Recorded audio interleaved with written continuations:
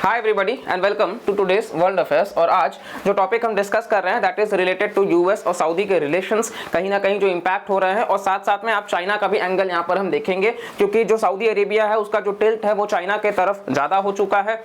और अब वो यूएस से, जो कि बेसिकली सबसे बड़ा ऑयल एक्सपोर्टर भी रहा है सऊदी अरेबिया, तो यूएस का सबसे बड़ा मार्केट भी रहा है यूएस का, तो उस वजह से दोनों का रिलेशंस बहुत समय से, इवन 7 डेकेड से बहुत बेहतर चला आया है। लेकिन अब आप देखोगे तो कहीं ना कहीं सऊदी अरेबिया, जिसको इवन यूएस प्रोटेक्शन भी देता है, वो अब आनाकानी भी कर रहा है यूएस के साथ में रिलेशंस को आगे बढ़ाने में, और साथ साथ में चाइना के साथ वो कंफर्टेबल भी रहा है। अभी उनका हाल ही में विजिट हुआ है जिसमें वो लगभग 30 जो डील्स हैं वो साइन किए हैं, और इसी के साथ साथ में काफी मेगा इन्वेस्टमेंट प्रोजेक्ट्स भी आपको देखने को मिल जाएगा। तो इसी चीज को हम यहाँ पे डिस्कस करेंगे और साथ साथ में ये क्या डील हुआ है, भारत का इससे क्या इंपैक्ट हो सकता है, इन सभी चीजों को हम जानने की कोशिश करेंगे। So let's start this video and this video is presented by me Rajat Dubey. ये पहला आर्टिकल आप देखोगे हिंदू का, तो बेसिकली सऊदी अरेबिया जो है वो साइन करता है 5.6 बिलियन यूएस डॉलर्स का डील, जो कि चाइनीज इलेक्ट्रिक व्हीकल्स कंपनी है ही फी करके, ठीक है। तो उन्हीं के साथ में ये पहला डील जो है वो साइन किया गया है 5.6 बिलियन यूएस डॉलर्स का, और ये कुल मिलाकर के लगभग 30 डील्स साइन हुआ है, ठीक है, 10 बिलियन डॉलर्स के आसपास का, जो कि अपने आप में बहुत ही बड़ा डील है। और इस डील को साइन करने के बाद आप देखोगे तो जो सऊदी अरेबिया के मिनिस्टर हैं, इन्होंने खुले तौर पर कहा कि बेसिकली चाइना का हम वेलकम करते हैं, क्योंकि हमारे को चाहिए और साथ साथ में हमें व्यापार भी करना है, हम सिर्फ ऑयल पे डिपेंडेंट होकर नहीं रह सकते, क्योंकि दुनिया का आप देखोगे तो दूसरा सबसे बड़ा जो तेल का मार्केट है, आपको भंडारण जो मिल जाएगा वो सऊदी अरेबिया में ही मिलेगा। लेकिन इसका मतलब तो ये नहीं है कि तेल हमेशा रहेगा, वो भी तो खत्म होगा। तो इसीलिए जो अपना डाइवर्सिफिकेशन जो है वो बढ़ा रहे हैं। इसी के साथ साथ में आप देखोगे तो सऊदी और यूएस के रिलेशंस की अगर हम बात कर लेते हैं, किन किन एरियाज में ये कोऑपरेट करते हैं, क्योंकि यहाँ पर दरअसल क्या हुआ है, मेन आपको हम आर्टिकल अगर दिखाएं तो यहाँ आप देखोगे कहीं ना कहीं सऊदी के जो क्राउन प्रिंस हैं उन्होंने थ्रेटन करा है कि मेजर इकोनॉमिक पेन होगा on US amid oil fuel. दरअसल उन्होंने ये बोला कि आप जब मन तब कहते हो कि पैसा जो है वो अब तेल का प्रोडक्शन आप बढ़ा दो, तेल का प्रोडक्शन आप घटा दो, और हम वैसा ही करते आते थे, लेकिन अब आप मत प्रेशर दीजिएगा, क्योंकि अगर अब आप प्रेशर देंगे तो फिर हमारा आपका रिलेशंस जो है वो भी खराब हो जाएगा। क्योंकि उनको मालूम है अब इनके पास में मार्केट के तौर पर भारत है, बहुत ही बड़ा, दुनिया का सबसे ज्यादा आबादी वाला मुल्क, इसी के साथ साथ में चाइना है, रशिया भी है, तो इस प्रकार से इनके पास मार्केट का कमी नहीं है, और अपने अब ये रिसोर्सेज को भी डाइवर्सिफाई कर रहे हैं। ये आप देखोगे टेक्नोलॉजी में अपग्रेडेशन कर रहे हैं, साथ साथ में मिनरल सेक्टर में भी काम कर रहे हैं, तो तमाम प्रकार के आपको वेराइटीज मिल जाएंगे, सिर्फ तेल पर ही ये डिपेंडेंट नहीं है। नेक्स्ट यहाँ पे आप देखोगे तो बेसिकली कुछ और आर्टिकल्स में कि ये देखिए आप, फर्स्ट डे ऑफ अरब और चाइना का जो कॉन्फ्रेंस है वो साइन किया 30 डील्स का, जो कि बेसिकली 10 बिलियन यूएस डॉलर्स के आसपास का इनका नेट वर्थ रहा है, और ये आप देखोगे तो पूरा का पूरा वो समिट होस्ट करा गया था। नेक्स्ट आप देखेंगे तो सऊदी अरेबिया और चाइना के जो टूरिस्ट हैं, और इसको लेकर के भी सऊदी विजन 2030 है, जहाँ पे टूरिज्म इनका बहुत बड़ा हब बन चुका है। आज के टाइम पे आप देखोगे तो चाइना वो कंट्री है जहां पे सबसे ज्यादा जो लोग जाते हैं वो सऊदी अरेबिया में जाते हैं, और इससे इनका 250 बिलियन यूएस डॉलर्स तक का रेवेन्यू जनरेट होता है, जो कि अपने आप में बहुत ही बड़ा है। आप देखोगे कोविड काल में थोड़ा सा डाउन हुआ था, लेकिन वापस से अब ये बढ़ता हुआ ट्रेंड जो है वो दिखा रहा है, और 2030 आते आते इनको और बेहतर इनको करना है। तो चाइना और सऊदी अरेबिया इस वजह से भी दोनों एक साथ यहाँ पर हैं। और अब आप देखोगे तो क्योंकि सबसे बड़ा जो आर्म्स का सप्लायर हुआ करता था या सुरक्षा जो प्रदान करता था सऊदी अरेबिया को, वो अमेरिका ही देता था, लेकिन अब ये भी ये डाइवर्सिफाई कर रहे हैं, अब ये भारत से भी ले रहे हैं, चाइना से भी ले रहे हैं, इवन रशिया से भी वेपन्स ये परचेज कर रहे हैं। तो इस वजह से अब इनको ये भी डिपेंडेंसी नहीं है कि सिर्फ अमेरिका पर ही निर्भर रहेंगे। और यहाँ आप देखेंगे तो सऊदी अरेबिया एंड चाइना जो है वो पार्ट है मल्टीपोलर वर्ल्ड ऑर्डर का, और उनका जो म्यूचुअल इंटरेस्ट है वो स्ट्रांग है और बढ़ रहा है, ऐसा उनके मिनिस्टर बोल रहे हैं। अब ये मल्टीपोलर वर्ल्ड का मतलब क्या है जी, अब आप देखेंगे तो जब से वर्ल्ड वॉर सेकंड खत्म हुआ, यूएस से अपने आप में एक मेजर पावर निकला, और इवन कोल्ड वॉर होने के बाद वो चीज और पुष्टि हो गया। तो यानी कि अब ये मल्टीपोलर वर्ल्ड का पार्ट जो है वो ये कहना चाहते हैं कि पूरे विश्व में, अब ये किसी एक देश का मोनोपोली की बात नहीं कर रहे हैं। अब मल्टीपोलर ऑर्डर का ये मतलब ही है कि यूएस को टारगेट कर रहा है कि भाई तुम्हारा ही इन्फ्लुएंस नहीं चलेगा, अब हम बाकी सारे नेशंस जो है वो मिलकर के काम करेंगे। सऊदी अरेबिया आप देखोगे तो जीसीसी का पार्ट है,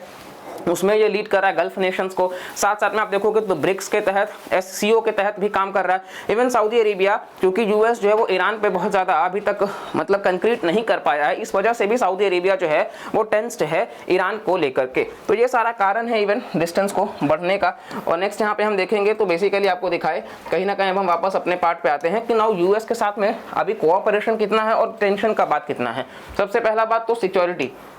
तो क्योंकि आपको हम बताएं कि ये दोनों एक दूसरे को सिक्योरिटी, स्पेशली यूएस से जो है वो सऊदी अरेबिया को सिक्योरिटी प्रोवाइड करता है, एनर्जी का बहुत बड़ा सप्लायर है। इसी के साथ साथ में इकोनॉमिक्स की ट्रेड वगैरह से किस तरीके से वार्तालाप किया जा सके और टेक्नोलॉजी ट्रांसफर भी। साथ साथ आप टेंशन की बात देखेंगे तो ह्यूमन राइट्स, क्योंकि हमने देखा जमाल खशोगी मर्डर केस भी जो कि सऊदी अरेबिया बेस्ड थे और यूएस वगैरह में, फिर ईरान वगैरह का भी आपको देखने को मिल जाएगा, ठीक है। और ईरान का टेंशन ऑलरेडी हमने देखा, यमन वॉर भी चल रहा है जो कि एक टेंशन बना हुआ है, और एनर्जी भी। एनर्जी क्यों? क्योंकि एनर्जी इसलिए कि हर बार अगर ऑयल प्रोडक्शन, मान लीजिए यूएसए ने बोला, तो इन्होंने रशिया यूक्रेन वॉर जब हुआ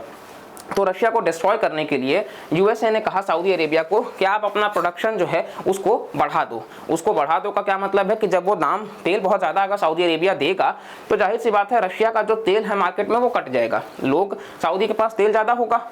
होगा तो ऑब्वियस सा बात है कि वो तेल को कम दाम में निकालने लग जाएंगे, और जब कम दाम में निकालेंगे तो रशिया से लोग तेल परचेज नहीं करेंगे, वो सऊदी अरेबिया से तेल परचेज करेंगे क्योंकि उनको सस्ता मिल रहा है। तो रशियन इकोनॉमी जो है वो और ज़्यादा कोलैप्स कर जाएगी और सऊदी अरेबिया को बेनिफिट तो मिलेगा शॉर्ट टर्म में, लेकिन लॉन्ग टर्म का उसका इंपैक्ट, क्योंकि लॉन्ग टर्म का इंपैक्ट आप देखोगे तो जो पोटेंशियल मनी था जो कि उस तेल को वो आगे चल करके और ज्यादा दाम उससे ले सकते थे, एक तो वहां से लॉस हो रहा है,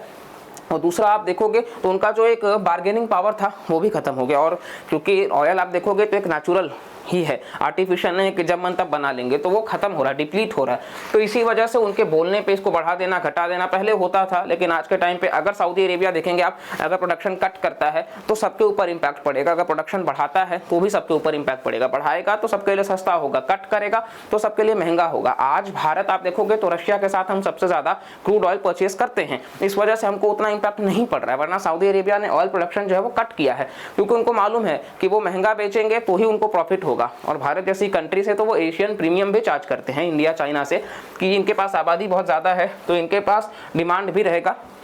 इस वजह से। और अगर सऊदी अरेबिया अपना ऑयल प्रोडक्शन बढ़ाता है तो नेचुरली उसका दाम जो है वो गिर जाएगा, जो कि हमने देखा, और ये हर्ट करेगा सऊदी के इकोनॉमी को लॉन्ग टर्म में, और इससे एक्सपोर्ट जो है वो ज़्यादा होगा। नेक्स्ट अगर सऊदी अरेबिया ऑयल प्रोडक्शन बढ़ाएगा तो भी हमने देखा कि यूएसए के पास में फिर ज़्यादा उनके पास लेवरेज नहीं रहेगा। इन चीज़ों को तो अब हम देख चुके हैं। नेक्स्ट अब हम आते हैं कि किस तरीके से इनका जो रिलेशन था किस प्रकार से इम्पैक्ट हो रहा है, ये एंगल भी हमने देख लिया है। साथ साथ आप देखोगे तो कहीं ना कहीं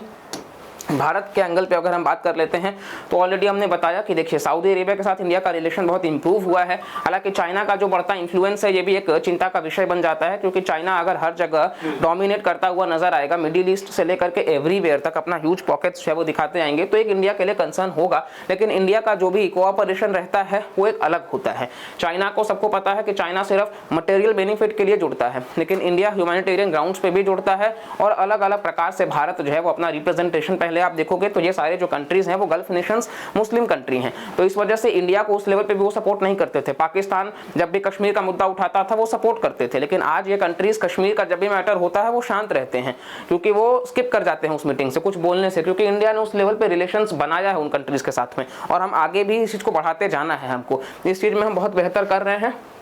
और नेक्स्ट आप देखोगे तो बहुत ऐसा इंपैक्ट नहीं आएगा, क्योंकि भारत अभी इस चीज़ से, हमें बस इतना चलना है कि हमको बैलेंस करना है, जिस तरीके से हमारा जो पॉलिसी रहता है नॉन अलाइनमेंट का उसके हिसाब से आगे चलना है। और बाकी आपको हम वर्ल्ड मैप में अगर कवर कराएं तो बेसिकली ये आप देखोगे हमारा प्यारा भारत, और यहाँ से आपको इधर वेस्ट के तरफ में आना होगा, पाकिस्तान, अफगानिस्तान, ईरान होते हुए, तो बेसिकली ये आप ईरान देख ही रहे हैं, और यहाँ आपको देखने को मिलेगा सऊदी अरेबिया। तो ये आपको basically Saudi Arabia gulf nation जो है आपको देखने को मिल रहा होगा। यहाँ आप यूएई देख सकते हैं, ये इसकी राजधानी रियाद, ठीक है, ये यमन, ये ओमान, और हमने करंट अफेयर्स में पढ़ा है यहाँ से जो स्ट्रेट जाता है स्ट्रेट ऑफ हॉर्मुज, तो बेसिकली ये पर्शियन गल्फ और गल्फ ऑफ ओमान को कनेक्ट करता है। और इस तरीके से आप देखोगे तो पूरा का पूरा आपको देखने को मिल जाएगा वर्ल्ड मैप में। यहाँ पे भी आप देख सकते हैं कि किस तरीके से भारत का, आपको बाकी नेशंस में यहाँ आप देख सकते हो अपने हिसाब से, ठीक है।